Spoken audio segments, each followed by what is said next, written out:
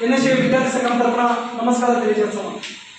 ఏదైతే రాష్ట్ర వ్యాప్తంగా ఉన్నటువంటి 17 మెడికల్ కళాశాలలో దాదాపు 10 కళాశాలలు ప్రైవేట్ పరం చేయడానికి ఈ డబ్ల్యూజెడ్ సర్కార్ కూలుకోవడాన్ని ఎన్ఎస్ఏ విద్యార్థి సంఘం తరఫున అయితే మేమైతే పూర్తిగా వ్యతిరేకించడం జరుగుతుంది. ఏదైతే గత ప్రభుత్వం తీసుకొచ్చిన 17 మెడికల్ కళాశాలలో ఆనాడు వైఎస్ జగన్మోహన్ రెడ్డి గారు దాంట్లో 50% ఆఫ్ సీట్స్ని సెల్ఫ్ ఫైనాన్స్ కింద పెట్టామంటే ఆ రోజు నానా గౌరవం చేసినటువంటి టీడీపీ నాయకులంతా కూడా ఈరోజు ఏ విధంగా మెడికల్ కళాశాలని ప్రైవేట్ పరం చేస్తారని మేము ఈరోజు ఎన్ఎస్ఏ విద్యార్థి సంఘం తరఫున అయితే ఈ రాష్ట్ర ప్రభుత్వాన్ని ప్రశ్నించడం జరుగుతుంది.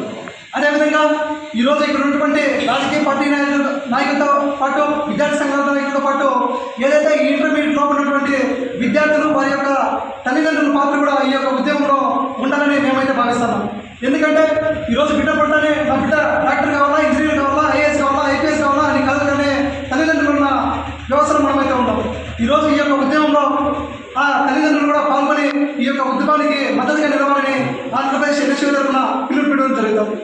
అదేవిధంగా ఈ రాష్ట్ర ప్రభుత్వం టీడీపీ ప్రభుత్వం అధికారంలోకి వచ్చిన తర్వాత ఈ విద్యార్థి ఉద్యమాలన్నీ అణచేసే విధంగా ఈ విద్యార్థి సంఘ నాయకుల్ని స్కూల్స్ లేక అయితేనేమి, కళాశాల లేక అయితేనేమి రానికుండా ఒక జీవో తీసుకోవడం జరిగింది. దాని తర్వాత ఈ మెడికల్ కళాశాలలో ప్రైవేటీకరణకి కూరుకోవడం జరిగింది. ఆయన గొప్ప విజనరీ ఈరోజు మనకైతే మనందరికీ అర్థమవుతోంది. ఖచ్చితంగా ఈ యొక్క విద్యా వ్యతిరేక విధానంలో